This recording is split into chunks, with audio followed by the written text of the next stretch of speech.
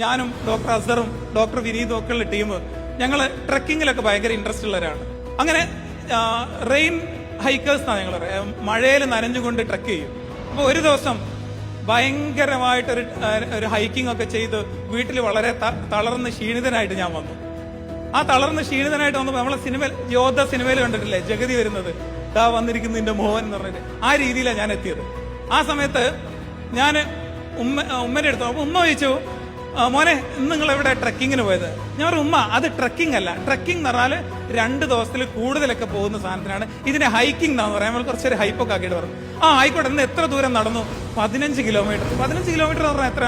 ഞാൻ പറഞ്ഞു, ഈങ്ങാപ്പുഴന്ന് കൊടുവള്ളി വരെ പോകുന്നു. പടച്ചോനെ, അത്രയും നടന്നോ? നടന്നു. ഭയങ്കര ആവേശമായിട്ടോ. അപ്പൊ ഓക്കെ, മോനെ എങ്ങോട്ടാ പോയത്? ഞാൻ പറഞ്ഞു, കുളമലക്ക്. ഉമ്മ ചിരിച്ചു. ഉമ്മ ഭയങ്കര ചിരി. എന്താണെന്നറിയോ, ഒരുപാട് വർഷങ്ങളോളം ഞങ്ങളെ വളർത്താൻ വേണ്ടിയിട്ട് ഉമ്മ കൂലിപ്പണിക്ക് നടന്നു കയറിയിരുന്ന മലയാണ് കുളമല. ഞങ്ങളത് ഇന്ന് പ്രോട്ടീൻ ഫുഡും എനർജി ഡ്രിങ്കൊക്കെ കുടിച്ചുകൊണ്ട് ഇന്ന് ഒരു ദിവസം കയറിയപ്പോ ഞങ്ങൾ ഒരുപാട് തളർന്നുപോയി. അങ്ങനെ ഒരുപാട് വർഷങ്ങളോളം ഞങ്ങളെ വളർത്താൻ വേണ്ടി ഉമ്മ കൂലിപ്പണിക്ക് പോയിരുന്ന സ്ഥലമാണ് കുളമല. ഞാൻ 8 മാസം ഗർഭസ്ഥ ശിശുവായിരുന്നപ്പോഴും ആ കുളമലയിൽ ഇന്ന് ആ ഉമ്മ പോയിട്ടുണ്ട്. ആ ഉമ്മ ഇന്ന് എന്റെ മുമ്പിൽ ഇതിവിടെ അഭിമാനത്തോടു കൂടി ഇരിക്കുന്നുണ്ട്. അന്ന് ഉമ്മക്ക് അവൈലബിൾ ആയിട്ടുള്ള ഒരേ ഒരു കാര്യം എന്നാൽ ആ കൂലിപ്പണി ചെയ്യുക എന്നുള്ളതായിരുന്നു. അത് ഉമ്മ, ഞാൻ നേരത്തെ പറഞ്ഞ പോലെ, അന്നത്തെ പ്രസന്റിനോട് ഉമ്മ നീതി കാണിച്ചു, ആ ജോലി ചെയ്തു.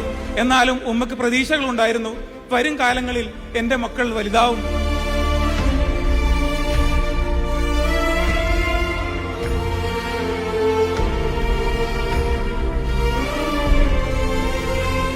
ഇന്ന് കേരളത്തിലെ ഏറ്റവും വലിയ ബിസിനസ് അഡ്മിനിസ്ട്രേഷൻ ആൻഡ് ഹോസ്പിറ്റൽ മാനേജ്മെന്റിന്റെ കോൺവെക്കേഷനിൽ ഇങ്ങനെ ഒരു ചെയർമാനായിട്ട് സംസാരിക്കാൻ എനിക്ക് കഴിയുന്നുണ്ടെങ്കിൽ അത് ഉമ്മയ്ക്ക് വേണ്ടി ജീവിച്ചതല്ല, ഉമ്മ ഞങ്ങൾക്ക് വേണ്ടി ജീവിച്ചാണ്. അതുകൊണ്ടാണ് ഞാൻ പറയുന്നത്, അതുപോലെയുള്ള പേരൻസ് അവർക്ക് വേണ്ടിയല്ല, നിങ്ങൾക്ക് വേണ്ടി ജീവിക്കുന്നതുകൊണ്ടാണ്.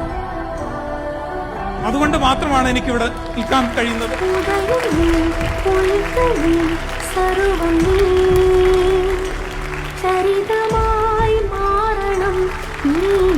ഇന്നത്തെ ഈ പരിപാടിയിലെ എന്റെ എല്ലാ സന്തോഷങ്ങളും ഞാൻ എന്റെ ഉമ്മയ്ക്ക് വേണ്ടി ഡെഡിക്കേറ്റ് ചെയ്യണം. ഉമ്മ, ഐ ലവ് യു.